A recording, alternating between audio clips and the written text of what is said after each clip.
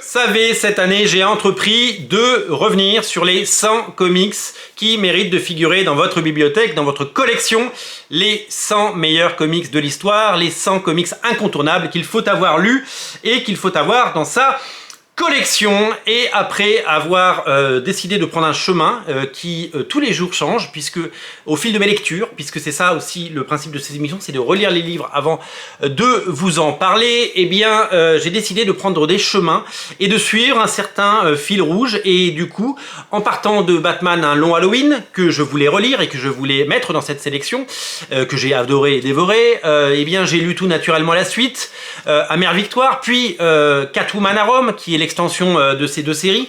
Et puis je me suis souvenu à quel point j'avais aimé il y a quelques années lire Batman, voilà le petit lapsus, Daredevil jaune, Daredevil yellow, et donc que j'ai relu, et ça a fait l'objet de la dernière émission, et j'ai voulu prolonger. Et nous allons donc fermer aujourd'hui cette parenthèse Jeff Lobb, Tim Sale, et donc ce sera les premiers titres de cette année et les premiers titres à découvrir avec le dernier récit qui pour moi est essentiel par ses auteurs, Lobb et Sale, c'est tout simplement Spider-Man Blue.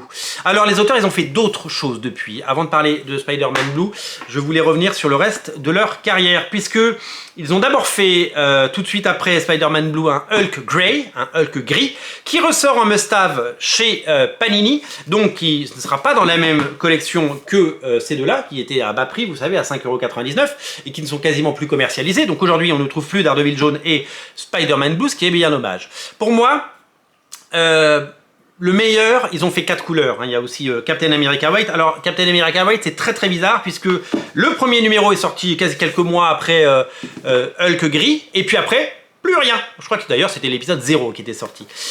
Plus rien du tout. On s'est même demandé ce que faisait Tim Sale. Alors il a travaillé, vous le savez, sur la série Heroes pour ABC ou NBC.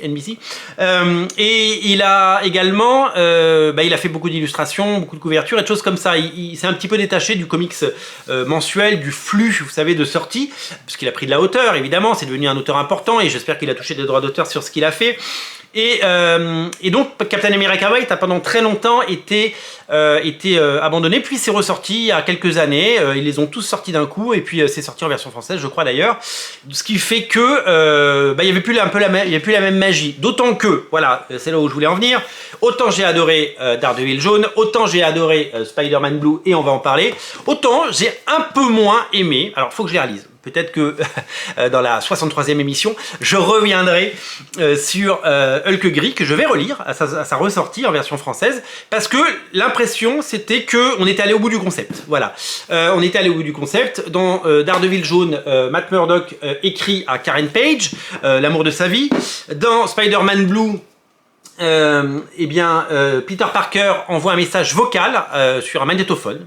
Un peu bizarre, mais c'est comme ça, à Gwen Stacy, son amour également, et donc il a envie de lui parler, de lui raconter sa vie, sorte de thérapie, absolument incroyable. Et de la même façon, Hulk gris, il parle à Betty, et donc, si je me souviens bien, parce que peut-être que je me souviens plus, peut-être que je dis une grosse bêtise, mais je crois que c'est ça, Bruce Banner, et donc j'ai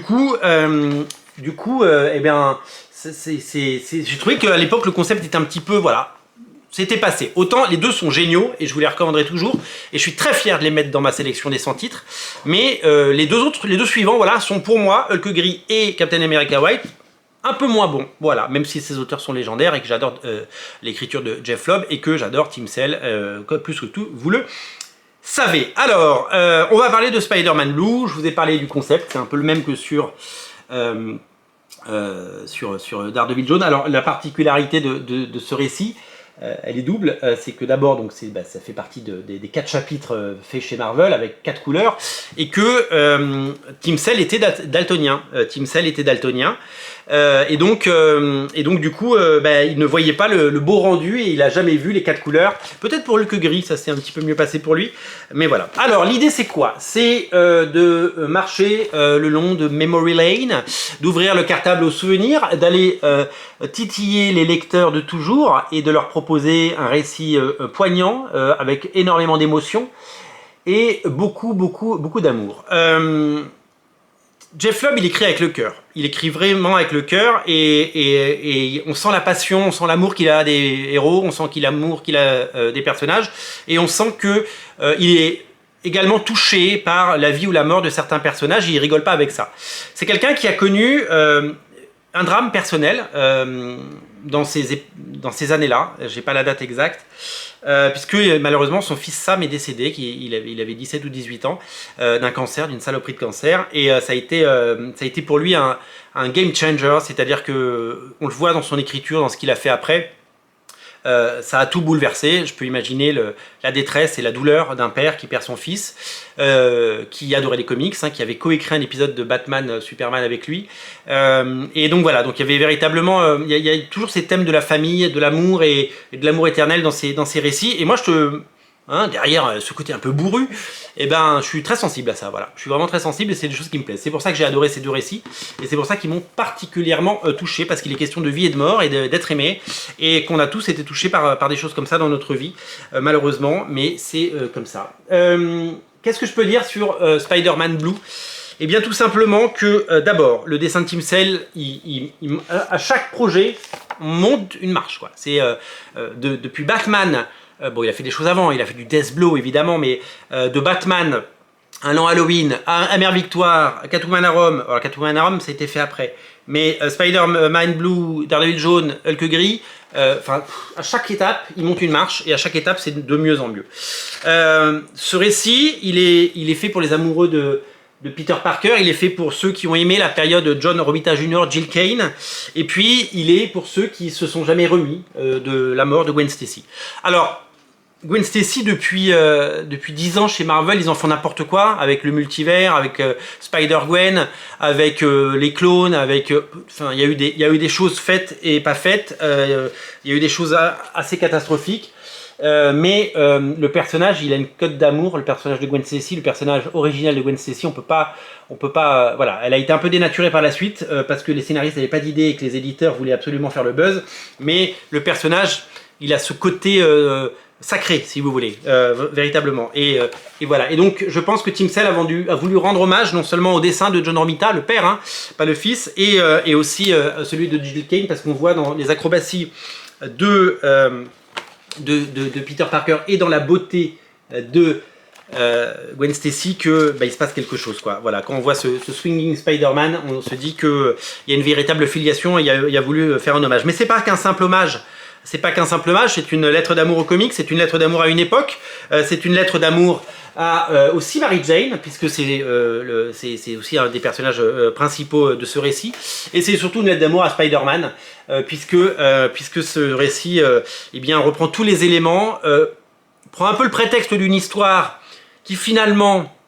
comme pour Daredevil jaune, même si Daredevil jaune racontait un peu les origines et le cheminement du personnage, là l'histoire est plus fait très penser aux 70s, hein, avec je le disais, ces histoires de Romita Jr. ou Jill Kane, qu'on adore, hein, bien sûr, mais avec le niveau d'écriture et de dessin d'aujourd'hui, donc avec l'exigence évidemment que les comics modernes imposent, et le talent sur tous ces auteurs, et puis on y trouve toute la passion qu'on a pour ces personnages, et ça transpire de jolies choses. Voilà, c'est vraiment un récit que j'adore, et c'est un récit qu'il faut lire et découvrir, et c'est un récit qu'il faut absolument dévorer. Voilà, le Spider-Man Blue. Alors, comme pour Daredevil jaune, comme pour l'ensemble de ces séries, je rêve d'une belle édition pour tout ça. Alors, oui, c'est sorti en Absolute, mais je crois qu'il n'y avait pas Captain America.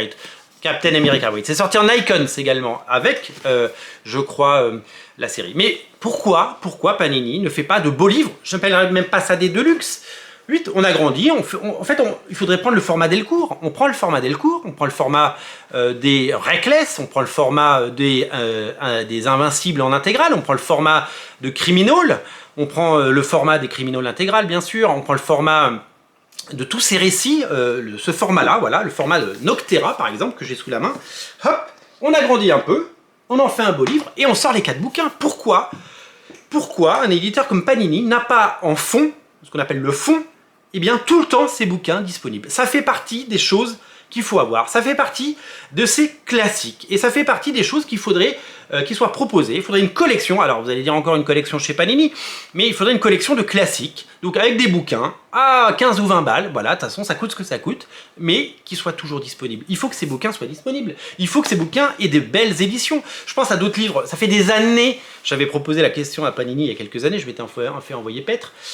Pourquoi Spider-Man Esprit de la Terre de Charles Vess n'est jamais réédité? Mais ça aussi, ça ferait l'objet d'un très beau livre.